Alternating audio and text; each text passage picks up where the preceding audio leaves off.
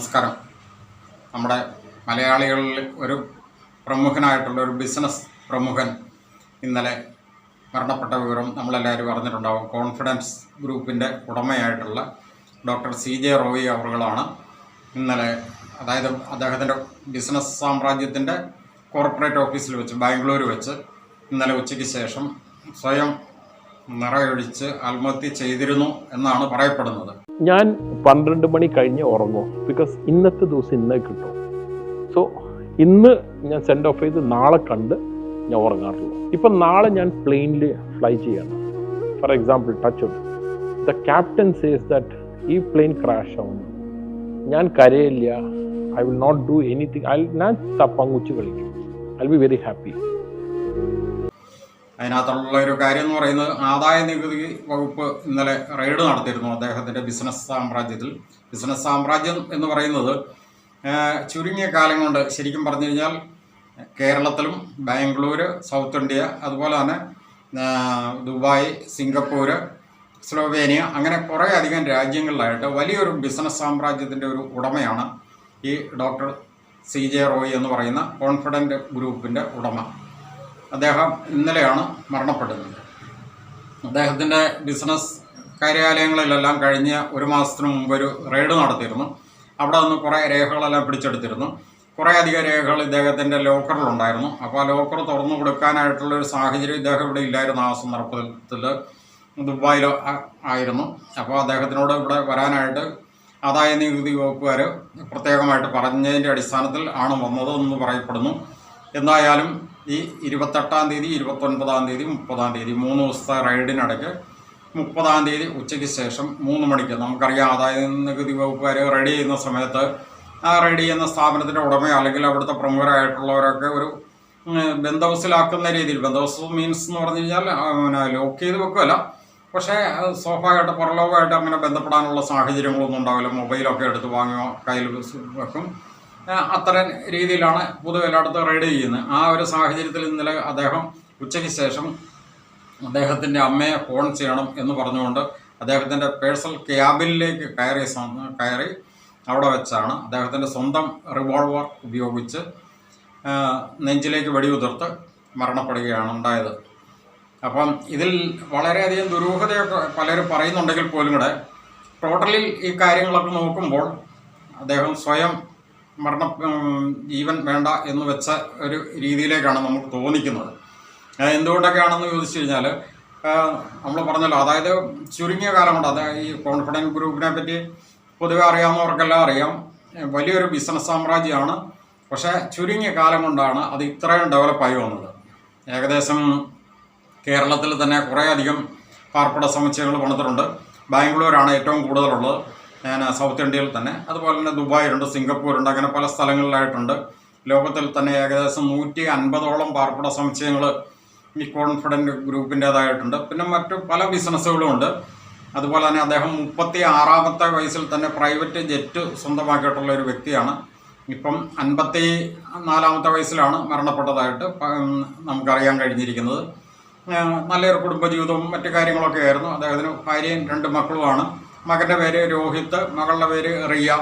ഇവരൊക്കെ ദുബായിൽ തന്നെയായിരുന്നു. അവരൊക്കെ ഇന്ന് രാവിലെ എത്തിയിട്ടുണ്ട്.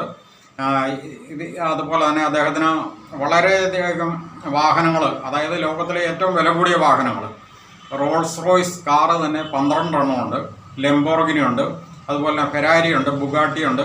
അങ്ങനെ കുറേ അധികം കാറുകളിലെ ഒരു കൂട്ടം തന്നെ അദ്ദേഹത്തിന് സ്വന്തമായിട്ടുണ്ട്. അതുകൂടാതെ കുറേ സിനിമകൾ സ്വന്തമായിട്ട് നിർമ്മിച്ചിട്ടുണ്ട്. മലയാളത്തിൽ തന്നെ ഏതാണ്ട് 4 സിനിമകൾ നിർമ്മിച്ചിട്ടുണ്ട്. മൊത്തത്തിൽ 12 സിനിമകൾ അദ്ദേഹം മറ്റു ഭാഷകളിലായിട്ട് നിർമ്മിച്ചിട്ടുണ്ട്. അതുകൂടാണ്ട് മറ്റു പല സിനിമകളുടെയും അസോസിയേറ്റ് ഡയറക്ടർ, പ്രൊഡ്യൂസറൊക്കെ ആയിട്ട് അദ്ദേഹം ഫണ്ടിങ് നടത്തിയിട്ടുണ്ട്.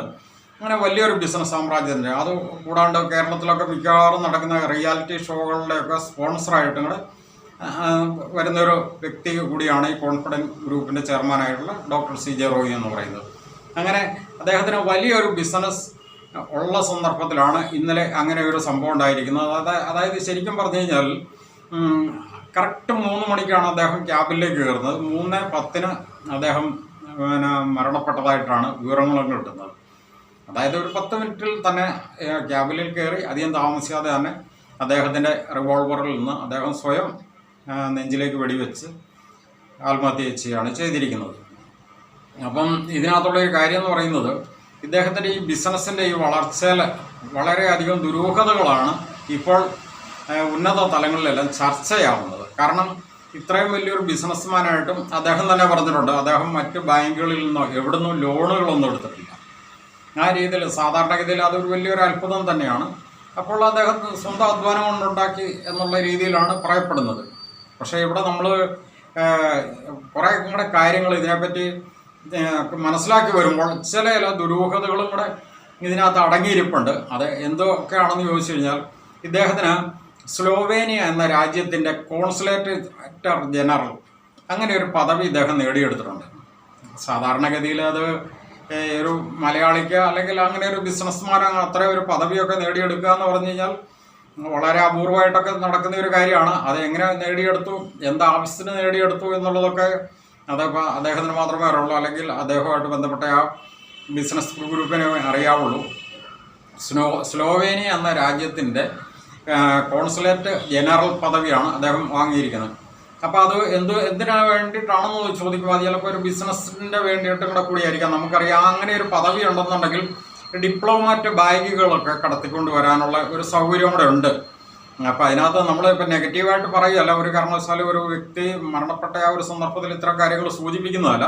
പക്ഷേ ഇങ്ങനെ ഒരു പദവി നേടിയെടുത്തതിൻ്റെ പിന്നിൽ അങ്ങനെ ചില കാര്യങ്ങളും കൂടെ ഉണ്ടോ എന്നുള്ളതും കൂടെ സ്വാഭാവികമായിട്ട് വരുന്ന സാധാരണ ഒരു ജനത്തിനും വരുന്ന ഒരു സംശയത്തിൻ്റെ ഭാഗമായിട്ട് പറഞ്ഞെന്നുള്ളേ ഉള്ളൂ. കാരണം ഡിപ്ലോമാറ്റ് നമുക്കറിയാം, കോൺസുലേറ്റ് ജനറൽ പദവിയൊക്കെ ഉണ്ടെന്നുണ്ടെങ്കിൽ ഡിപ്ലോമാറ്റ് ബാഗുകൾ, അതായത് ശരിക്കും പറഞ്ഞു കഴിഞ്ഞാൽ എയർപോർട്ടുകളിലൊക്കെ അവർക്ക് ഗ്രീൻ ചാനൽ വഴി അവർക്ക് ഇറങ്ങി വരാം, അവരുടെ ബാഗുകളൊന്നും പരിശോധിക്കില്ല. ആ രീതിയിലേക്കുള്ള സംവിധാനങ്ങൾ നമുക്കറിയാം. നമ്മുടെ കേരളത്തിൽ പോലും കൂടെ ഡിപ്ലോമാറ്റ് ബാഗും സ്വർണ്ണം കള്ളക്കടത്തുന്നൊക്കെ പറഞ്ഞുകൊണ്ട് നമ്മളൊക്കെ കുറച്ച് കേട്ടിട്ടുണ്ട്. ഇപ്പം അങ്ങനെ ഉദ്ദേശമുണ്ടല്ലോ ഞാൻ പറഞ്ഞത്. എങ്കിൽ പോലും അത്തരം ചില കാര്യങ്ങളും കൂടെ ഇതിനകത്ത് ആടായി കിടപ്പുണ്ട്. പിന്നെ ഈ ഒരു സാഹചര്യത്തിൽ നമുക്കറിയാം, ഒരു ഏതെങ്കിലുമൊക്കെ രീതിയിലുള്ള ഒരു ആദായ നികുതിയുടെ എന്തെങ്കിലും ഷോർട്ടോ അത് അല്ലെങ്കിൽ EDയുടെ ഒരു റെയ്ഡിൻ്റെ ഒരു ഭാഗമായിട്ടൊക്കെ ആണെങ്കിൽ പോലും കൂടെ ഇത്രയും വലിയൊരു ബിസിനസ് രാജാവ് എന്ന് തന്നെ നമ്മൾ കണക്കൂട്ടണം. അങ്ങനെയുള്ള ഒരു വ്യക്തി അതിൻ്റെയൊക്കെ പേരിൽ അങ്ങനെ സൂയിസൈഡ് ചെയ്യുക എന്ന് പറഞ്ഞു കഴിഞ്ഞാൽ അതൊരിക്കലും അങ്ങോട്ട് ആലോചിക്കാവുന്ന കാര്യമല്ല. അപ്പോൾ അതിനേക്കാൾ ഉപരിയായിട്ടുള്ള മറ്റെന്തെങ്കിലും കാരണങ്ങൾ ഇതിൽ അടങ്ങിയിട്ടുണ്ടോ എന്നിങ്ങടെ നമ്മൾ ഇതിനകത്ത് സ്വാഭാവികമായിട്ട് ചിന്തിച്ച് പോകുന്നുണ്ട്. കാരണം ഇത്തരം ചില ബിസിനസ്മാന്മാർ ഏതെല്ലാം പ്രതിസന്ധികളുണ്ടെങ്കിലും തരണം ചെയ്യാൻ കപ്പാസിറ്റി ഉള്ളവരാണ് ഇത്രയും വലിയൊരു ബിസിനസ് രാജാക്കന്മാരെന്ന് പറയുന്നത്. കാരണം അവർ ആ രീതിയിൽ അവരുടെ മനസ്സും ശരീരവും എല്ലാം ഒറ്റക്കെട്ടായിട്ട് അവർ ഏത് പ്രതിസന്ധി ഘട്ടം തരണം ചെയ്യാനുള്ള വളരെ കഴിവുണ്ടെങ്കിൽ മാത്രമേ അവർക്ക് അത്ര വലിയൊരു ബിസിനസ് സാമ്രാജ്യം തന്നെ വളർത്തിക്കൊണ്ട് വരാനായിട്ട് സാധിക്കുകയുള്ളൂ. അത്തരം സാഹചര്യത്തിലുള്ള ആൾക്കാരെ ഇങ്ങനെ ഒരു നിലപാടിലേക്ക് പോകുമ്പോൾ അദ്ദേഹമൊക്കെ ഏതെങ്കിലും രീതിയിൽ ഇതൊക്കെ പെട്ടെന്നൊന്ന് അവസാനിപ്പിക്കേണ്ടതായിട്ട് വരുമോ എന്നൊക്കെ ചിന്തിച്ചിരുന്നോ എന്ന് പോലും കൂടെ സംശയിക്കുന്ന രീതിയിലുള്ള 1-2 കാര്യം കൂടെ ഒന്ന് സൂചിപ്പിക്കാൻ വേണ്ടിയിട്ടാണ്. കാരണം എന്താണെന്ന് ചോദിച്ചു കഴിഞ്ഞാൽ, ഇദ്ദേഹം ഇതിൽ ഈ അപകടത്തിൽപ്പെടുന്നതിനൊക്കെ കുറച്ച് കാലം മുമ്പായിട്ട് തന്നെ അദ്ദേഹം ശരിക്കും പറഞ്ഞ ഒരു വീഡിയോ ബ്രോഡ്കാസ്റ്റ് ചെയ്ത് വേറൊരു ഓൺലൈൻ ചാനലുകാരായിട്ട്, വിദേശത്തുള്ള ഒരു ഓൺലൈൻ ചാനലുകാരായിട്ട് ബന്ധപ്പെട്ട് ഒരു വീഡിയോ ബ്രോഡ്കാസ്റ്റ് ചെയ്ത് അപ്ലോഡ് ചെയ്തിരുന്നു. അപ്ലോഡ് ചെയ്തതിന് ശേഷം അതിനകത്ത് അപ്ലോഡ് ചെയ്യാനായിട്ടുള്ള കണ്ടന്റ് വേറൊന്നുമല്ല. കാരണം അദ്ദേഹത്തിൻ്റെ ഇത്രയും പ്രായം കൊണ്ട് അദ്ദേഹം നേടാവുന്നതിൻ്റെ പരമാവധി എല്ലാം നേടി. ഇനിയിപ്പോൾ ഈ നിമിഷത്തിൽ പോലും കൂടെ വീഡിയോയിൽ പറഞ്ഞിരിക്കുന്ന അദ്ദേഹം ഒരു വിമാനത്തിൽ ഇങ്ങനെ സഞ്ചരിക്കുന്ന ഒരു സീനായിട്ടാണ് സഞ്ചരിക്കുന്ന സമയത്ത് ഈ നിമിഷം ഈ വിമാനം തകർന്ന് ജീവൻ ഇല്ലാണ്ടായി കഴിഞ്ഞാൽ പോലും കൂടെ ഞാൻ വളരെയധികം ഹാപ്പിയാണ്. ജീവിതം ഏറ്റവും ആസ്വദിക്കേണ്ട അതാണ്. ഈ പ്രായത്തിനോടകം സമ്പാദിക്കാവുന്ന അല്ലെങ്കിൽ ആസ്വദിക്കാവുന്ന എല്ലാ കാര്യങ്ങളും ആസ്വദിച്ച് തന്നെയാണ് പോകുന്നത്. അതുകൊണ്ട് ഓരോ നിമിഷം ആസ്വദിച്ചുകൊണ്ടിരിക്കുന്നതുകൊണ്ട് തന്നെ ഈ നിമിഷം ഇല്ലാതായി കഴിഞ്ഞാലും അതിനെപ്പറ്റി ഓർത്ത് 1% പോലും വ്യാകുലമില്ല. അത് ആസ്വദിച്ച് തന്നെ ജീവിതം തീർക്കുകയാണ് എന്നുള്ള ഒരു രീതിയിലും കൂടെ ഉള്ള ഒരു കണ്ടന്റോട് കൂടിയുള്ള ഒരു വീഡിയോ ആയിരുന്നു. ആ വീഡിയോ അപ്ലോഡ് ചെയ്തിരുന്നു. അത് കഴിഞ്ഞിട്ട് ഇടയ്ക്ക് അത് പ്രൈവറ്റ് ആക്കി വെച്ചിരുന്നു എന്നൊക്കെ പറയുന്നുണ്ട്. കാരണം എന്താണെന്ന് ചോദിച്ചു കഴിഞ്ഞാൽ, അതിനിടയ്ക്ക് ആദായ നികുതിയുടെ വകുപ്പിൻ്റെ റെയ്ഡും മറ്റു കാര്യങ്ങളൊക്കെ വന്നിരുന്ന സാഹചര്യത്തിൽ ഈ വീഡിയോ പ്രൈവറ്റ് ആക്കി വെക്കാനും പറഞ്ഞിരുന്നു. അതിനുശേഷം വീണ്ടും അത് അപ്ലോഡ് ചെയ്തതായിട്ട് ഒക്കെ കാണുന്നുണ്ട്. ഇപ്പം അത് പിൻവലിച്ചിട്ടുണ്ടോ ഇല്ലയോ എന്നുള്ളത് അറിയേണ്ടിയിരിക്കുന്നു. എന്തായാലും ഓൾറെഡി ആ വീഡിയോ ഇപ്പോൾ പുറത്തേക്ക് വന്നിട്ടുണ്ട്. അപ്പോൾ ഇതൊക്കെ നൽകുന്ന ഒരു സൂചന. അവിടെയാണ് നമ്മൾ ഇതിനകത്ത് ചില കാര്യങ്ങൾ വരുമ്പോഴാണല്ലോ നമ്മൾ അതിനു മുമ്പ് നടന്നുകൊണ്ടിരിക്കുന്ന പല കാര്യങ്ങളും ഇതിലേക്കുള്ള ഒരു ചൂണ്ടുവിരൽ ആയിരുന്നോ എന്നുള്ളത് സ്വാഭാവികമായിട്ട് ചിന്തിക്കുന്നത്.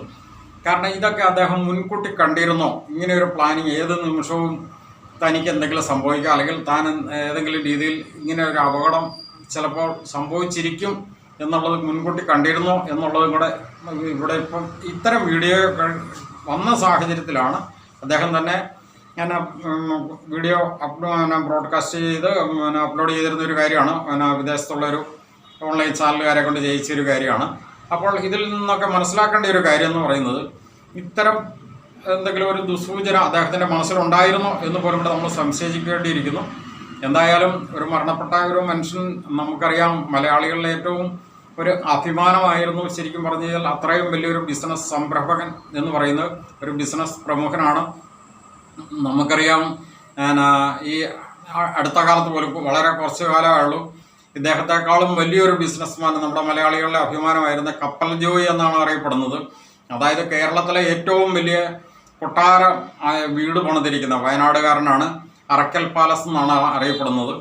ഏകദേശം ഒരു 4-5 ഏക്കറിൽ സ്ഥിതി ചെയ്യുന്ന ഏറ്റവും ഏകദേശം 50,000-ഓളം സ്ക്വയർ ഫീറ്റ് വരുന്ന വലിയൊരു ബിൽഡിങ്ങിൻ്റെ ഉടമ. അതുപോലെ തന്നെ അദ്ദേഹത്തിന് വിദേശ രാജ്യങ്ങളിലെല്ലാം വലിയൊരു ബിസിനസ്, ഏകദേശം 200-ഓളം കപ്പലുകൾ, അദ്ദേഹത്തിന് ഏകദേശം 5 ലക്ഷം കോടി രൂപയുടെ ആസ്തി ഉണ്ടായിരുന്നു എന്നൊക്കെയാണ് പറയപ്പെടുന്നത്.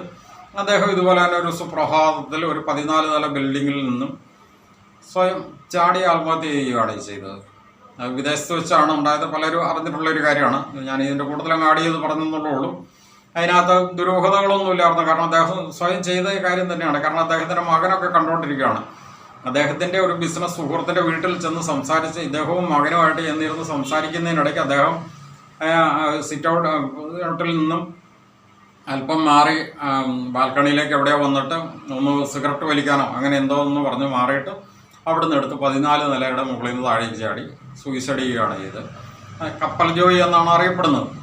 അപ്പം ഇത്തരം ചില ബിസിനസ്സുകാർക്കൊക്കെ ഇങ്ങനെയുള്ളൊരു ദുർബല നിമിഷത്തിൽ എന്തുകൊണ്ടങ്ങനെ ചിന്തിക്കുന്നു എന്ന് പറഞ്ഞു കഴിഞ്ഞാൽ അതിൻ്റെ കാര്യകാരണങ്ങളൊന്നും നമുക്ക് ഇപ്പം ചെയ്യാനൊന്നും പറ്റുന്ന ഒരു കാര്യമല്ല. എന്താണെങ്കിലും അങ്ങനെ ഒരു സംഭവം ഉണ്ടായിരിക്കുന്നു എന്നുള്ളത് വളരെ വേദനയോടെ മലയാളികൾ ഓർക്കുന്ന ഒരു കാര്യമാണ്.